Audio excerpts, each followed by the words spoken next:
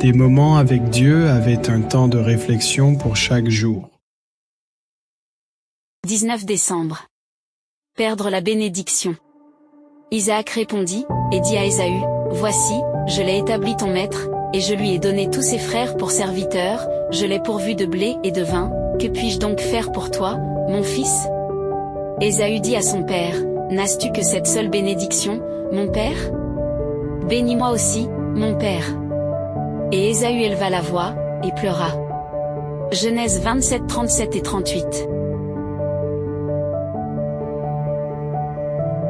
Beaucoup de chrétiens ne désirent que les bénédictions de Dieu, mais ne veulent pas faire leur part dans le service. Un grand nombre d'entre eux ne se soucient que des privilèges temporaires sans accomplir leur devoir spirituel.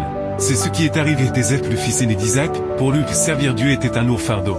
Il préférait les divertissements et les plaisirs de prière, et les repentances et une vie sainte. En tant que premier-né, il devait honorer le louer de Dieu d'épouser des personnes qui avaient les craintes de Dieu dans leur cœur. Mais il choisit 2 filles d'Ézéchiel, qui étaient idolâtres et corrompirent davantage son cœur. De plus, il avait déjà renoncé à droit d'aîné sous serment, avait montré du mépris pour tout ce qui avait trait au salut et la vie éternelle.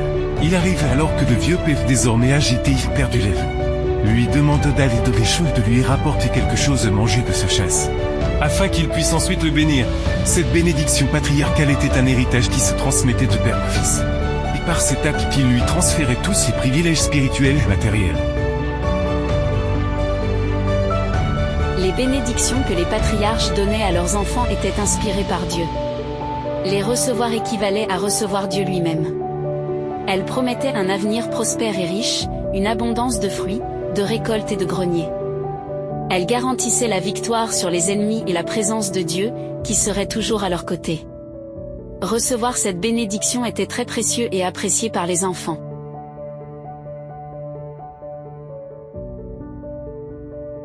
Cette bénédiction matérielle intéressait Ésaü et lui assurait l'abondance pour son avenir.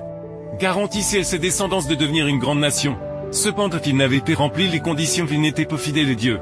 Il avait depuis longtemps refusé de servir le Seigneur, faute d'autres termes. Il ne voulait que les bénédictions matérielles se remplissent ce devoir spirituel.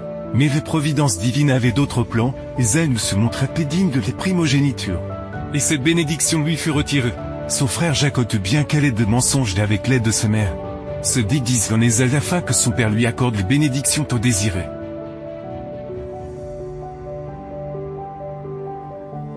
Ésaü avait méprisé la bénédiction alors qu'elle semblait à sa portée, mais maintenant qu'elle lui avait échappé pour toujours, il souhaitait la posséder.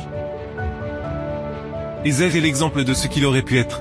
Mais répétez, il est trop que ses privilèges éternels contre des biens matériels et périssables. Il pleure lorsqu'il s'est retrouvé sans bénédiction matérielle. Mais il ne s'est pas repenti de son péché, il n'a pas cherché le Seigneur, ainsi. Beaucoup renoncent au ciel pour les choses de ce monde, réfléchissez et ne laissez pas passer les choses éternelles. Amen.